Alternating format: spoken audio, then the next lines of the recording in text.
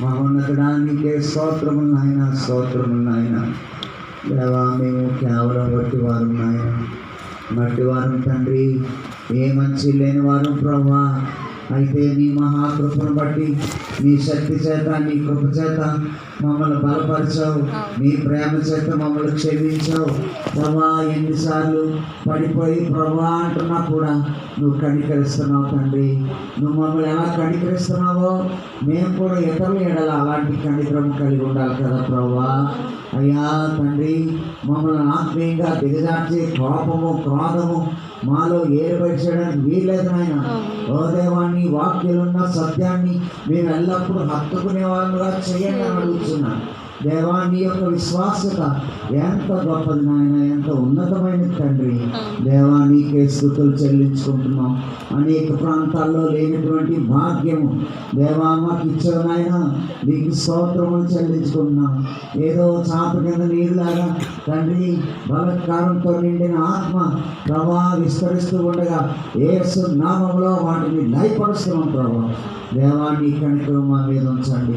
మేము అనేకులకు నీ వెలుగును ప్రకాశింప చేసే వారంగా చేయండి ప్రభా. మేమెక్కడ మేమే బలహీనమైపోతే, మేమే ఈ లోకంలో చీకటితో నిండిపోతే ఇక లోకానికి నిరీక్షినట్టున్నాయన.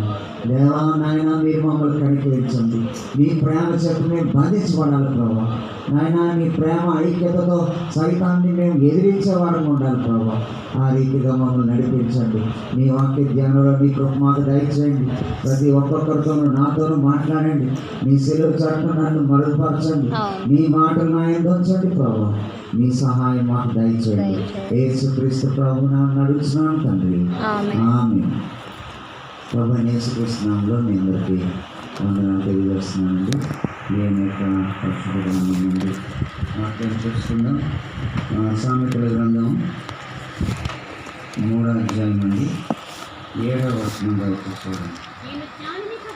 నేను జ్ఞాని కదా అని నీవు అనుకోవద్దు, యెహోవా యందు భయభక్తులు కలిగి చెడుతనం విడిచిపెట్టము. అప్పుడు నీ దేహమునకు ఆరోగ్యమును, నీ ఎముకలకు సత్తువయు కలుగును. ఇలా జ్ఞాని అయిన సొలొమోను దేవుని వద్ద నుండి జ్ఞానం పొందుకొని ఆయన చాలా సత్యాలు రాశాడు. అందులో ఇవి కొన్ని విషయాలు మనం ఈరోజు ధ్యానం చేద్దాం. జ్ఞానిని కదా అని మీరు ఎప్పుడు అనుకోకూడదంట. ఎప్పుడు మనం ఎవరితో పోల్చుకోవాలి? ప్రభు జ్ఞానంతో పోల్చుకోవాలి. అయ్యో, నేను ఏ పాట వాడిని, నాకేముంది జ్ఞానం, నాకేం తెలుసు అనేటటువంటి తగ్గింపు నీలో ఉండాలి. కానీ నేను జ్ఞానిని కదా అనుకోకు. యెహోవా యందు భయభక్తులు కలిగి చెడుతనము విడిచిపెట్టుము. యెహోవా యందు భయభక్తులు కలిగి చెడుతనమును విడిచిపెట్టు. అప్పుడు నీ దేహమునకు ఆరోగ్యమును, నీ ఎముకలకు సత్తువయు కలుగును. చూసాము, ఈ దినాల్లో ఎక్కడ చిన్న హాస్పిటల్ ఉన్నారు అది చాలా రద్దీగా ఉంటుంది. కారణం ఏంటి? రకరకాల జబ్బులు. కొన్ని జబ్బులకి ఇంకా పేర్లు పెట్టలేదంట. డాక్టర్స్ లేరు వ్యాధులకు ట్రీట్మెంట్ చేయడానికి. ఒక అమ్మాయిని వెల్లూరు హాస్పిటల్ తీసుకెళ్ళారు. అక్కడ డాక్టర్లు చెక్ చేసి అన్నారు, ఈవిడికి ట్రీట్మెంట్ అంతా అయిపోయిందండి, ఇంకా ట్రీట్మెంట్ లేదు, అనవసరంగా డబ్బులు వృధా చేయకండి, ఆమె ఏమడుగుతుందో అది తినమని అలా చూసుకోండి. అంటే కొద్ది రోజులకి ఆమె ఈ లోకాన్ని విడిచిపెట్టేస్తుంది.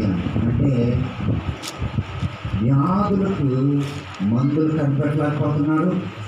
వ్యాధులను నయం చేసే జ్ఞానము డాక్టర్స్కి ఉండటం లేదు. కానీ ఇక్కడ దేవుని వాక్యం ఏం చెప్తుందంటే, యెహోవా యందు భయభక్తులు కలిగి చెడుతనము విడిచిపెట్టుము. చెడుతనము విడిచిపెట్టుము. ఏంటి యెహోవా యందు భయభక్తులు అంటే? ఎలాగా? మనం ఎలా ఉంటామంటే చర్చిలో ఉన్నప్పుడు చాలా భక్తిగా కనిపిస్తాం. మన అసలు మనం ఎక్కడ బయటపడుతుంది? ఇంట్లో మన రంగు బయటపడుతుంది. చర్చిలోనేమో బైబిల్ పట్టుకుని ఇలా ఉంటారు. పాస్టర్ గారు సడన్గా ఇంటికి వెళ్ళారంట విజిట్ చేయడానికి. పెద్ద కేకలు వినపడుతున్నాయి. ఎవరి కేకలను ఇలా తొంగి చూశారండి. ఇంకెవరు చర్చ్కి వచ్చే అమ్మాయి డిగ్రీ చదువుకుంటున్నాను. చర్చిలోనేమో అసలు మాట్లాడదు, ఇలా ఉంటుంది. ఎంత కేకలు పెడుతుందమ్మా, నీకు ఎంత దూరం ఉందా అన్నాడంటే ఆయన సడన్గా వచ్చి ఒక్కసారే బెదిరిపోయి సిగ్గుపడిపోయి లోపలికి పరిగెత్తుకుని పారిపోయింది. చూసారా, భయభక్తులు కలిగి ఉండడం అంటే ఎలాగా?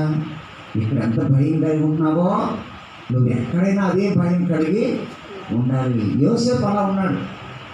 దూరదేశంలో కూడా తల్లిదండ్రులు లేకపోయినా, దగ్గర తన వారు ఎవరు లేకపోయినా, పొరుగు దేశంలో విగ్రహారాధన దేశంలో తాను ఉన్నప్పుడు దేవునికి మాత్రమే భయపడేవాడు. నా దేవుడు చూస్తున్నాడు, నేను ఇంటి ఘోరమైన దుష్కార్యం చేయకూడదు, నీ పాపం నుండి దూరంగా పారిపోయాడు. అది ఆయనకి ఏం తీసుకొచ్చింది? దేహంలో ఆరోగ్యము. ఇందాక వ్యాధి వచ్చిన అమ్మాయి చర్చిలో బాగానే ఉండేది. స్కూల్లో జాయిన్ అయింది పనిచేయడానికి. స్కూల్లో పనిచేస్తే ఆ స్కూల్లో హిందూ టీచర్లు విగ్రహార్పితాలు ఏమైనా తెస్తే తినేసిందండి. మళ్ళీ ఏం చేసింది? వాళ్ళ పండుగలకి డ్యాన్స్ లేకుంటే ఈ అమ్మాయి కూడా వెళ్ళి డ్యాన్స్ చర్చిలోకి వచ్చేది, మాటలు పాడేది, వాక్యం చదువుకునేది. బయటకు వెళ్ళేసరికి అది దేవుని భయం లేకపోవడం ఉంటుంది. నువ్వు ఎక్కడున్నా ఒకే విధంగా ఉండాలి. అంటే ఏమైందో తెలుసా, అమ్మాయికి సడన్గా నడుస్తూ ఉండగానే కళ్ళు కనబడడం మానేస్తుంది. వాళ్ళు ఇదేం నాకు కనబడలేదు. తర్వాత దారి మర్చిపోయింది, ఇంటికి రావట్లేదు, ఆ ఊళ్ళో తిరుగుతుంది ఇలా. ఆ తర్వాత మెల్లిమెల్లి ఏమైంది? కాళ్ళు చేతులు మరిపోయి ఎన్ని హాస్పిటల్ వెన్నుపోసలు నీరు తీసి ఎన్ని హాస్పిటల్ తిప్పిందో అని, ఎన్ని డబ్బులు ఖర్చు పెట్టిందో. చివరికి పేరుకి పడిపోయిందంటే ఈయనకు వచ్చిన వ్యాధికి ఇక మందు లేదు. కానీ ఇక్కడ వాక్యం ఏం చెప్తున్నట్టు, మీ విభవమైందరూ భయభక్తులు కలిగి చెడుతనం విడిచిపెడు, మీ దేహములకు ఆరోగ్యం. నేను అనేక సార్లు ఎంతో మనతో చెప్తూ ఉంటాను, మీ కష్టార్జితాన్ని మీరెందుకు ఆసుపత్రులు చేస్తున్నారు? మీ బలహీనతలను ఒప్పుకోండి దేవుడి దగ్గర, మీ పాపములను ప్రభు సాయిలో ఒప్పుకోండి. మరలా దాని వైపు తిరగకుండా మీరు జాగ్రత్త పడితే దేవుడు మిమ్మల్ని కనికరిస్తాడు. దేవుడు మిమ్మల్ని కనికరిస్తాడు. దేవుని వాక్యంలో చాలా శక్తి ఉందండి. ఒక ఆయన ఏమన్నాడంటే, ఏమండి నాకు పలానా మా ఒంట్లో బాగాలేదండి అన్నాడు. అయితే మరి ఏం ఆడారు? ట్యాబ్లెట్ వేసుకున్నారా? ఏదో ట్యాబ్లెట్ వేసుకున్నాను కానీ తగ్గినట్టు లేదండి. కానీ యశాగ్రంథంలో ఉన్న ఒక మాట పట్టుకున్నానండి, అతడు పొందిన దెబ్బల వలన నాకు స్వస్థత కలుగుతున్నదని. ఆ మాట ఉదయం నుండి సాయంత్రం దాకా అదే మాట ధ్యానించుకున్నాడు. అతడు పొందిన గాయముల వలన నాకు స్వస్థత. ఇలా మరుసటి రోజుకి ఆయన దేహానికి ఆరోగ్యం వచ్చింది. మీ దేహానికి ఆరోగ్యం లేదా? కొంతమంది ఎముకలు అరిగిపోతుంటాయి. ఇప్పుడు పెద్ద వయసు వచ్చాక అరిగిపోవడం సహజమే. 70 ఏళ్ళు దాటాక మనిషి ఎముకలు అరిగిపోవడం సహజం, మోకాళ్ళ నొప్పులు సహజం. ఏంటి 35 ఏళ్ళు దాటకముందే కుర్రోడికి మోకాళ్ళ నొప్పులు వచ్చాకంటే దాని అర్థం ఏంటి? ఈ దేహం వాళ్ళకి ఆరోగ్యం లేదు. ఎక్కడో దేవుని దొంగపెడుతున్నాము. పరిశీలించుకోవాలి. చాలామందికి వారు హృదయాన్ని పరీక్షించుకోవడం చేత కాదు, కానీ ఎదుటివారి తప్పులు మాత్రం చాలా సులువుగా చూస్తూ ఉంటాం. అందుకే యేసుప్రభువు గారు అన్నారు, నీ కంటలో ఉన్న ఏం తీసేయాలి? అప్పుడు ఎదుటివారి కంటలో బాగా నీకు కనపడుతుంది. నీ కంటలో దూరం పెట్టుకుని ఎదుటివారి కంటలో నలిసి వెతుకుతావా? చెయ్యొద్దాలా? నీ యొక్క జీవితాన్ని నువ్వు పరీక్షించుకోవాలి. అయ్యో నేను ఎక్కడ దుఃఖపెడుతున్నాను ప్రభుని. అనేక సార్లు ప్రియులారా, నేను దేవుని సన్నిధిలో మోకాలేసి ప్రభుని అడుగుతుంటాను, ప్రభా నేను ఎక్కడైనా నేను దుఃఖపెడుతున్నానా? నా హృదయం మోసకరమైందని వాక్యం చెప్తుంది కదా, నాకు తెలియకుండా నేను మోసగించబడుతున్నానా ప్రభా, నాకు సహాయం చేయవా అని ప్రభుని అడుగుతుంటా. మనం పరీక్షించుకోవాలండి. ఎవరు కూడా నువ్వు చెడ్డోడు అంటే ఇష్టం ఉంటుందా? మళ్ళీ అంతా మాట్లాడండి. మీరు నిజంగా ఎంత మంచివాళ్ళండి బాబు అంటే ఎంత ఇష్టం. అది మన హృదయ పరిస్థితులు.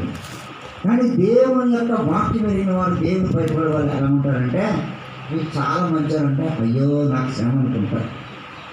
నాకు శ్రమ, ఈ పొగడతల వల్ల నాకు శ్రమ. మనుషులు పొగడతలు వచ్చినాయా? శ్రమ అండి, నిజంగా శ్రమ. యెహోవా యందు భయభక్తులు కలిగి ఉండుట ఈ దేహం నాకు ఆరోగ్యం.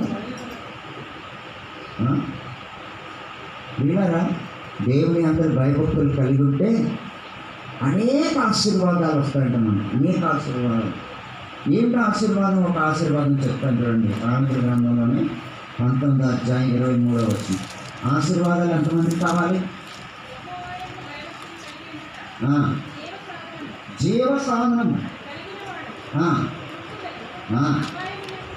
అబ్బా ఎంత జీవ సాధనం అంటే లాంగ్ లైఫ్ అన్నమాట. ఎక్కువ కాలం బ్రతుకుతాడు, ఎక్కువ కాలం బ్రతుకుతాడు.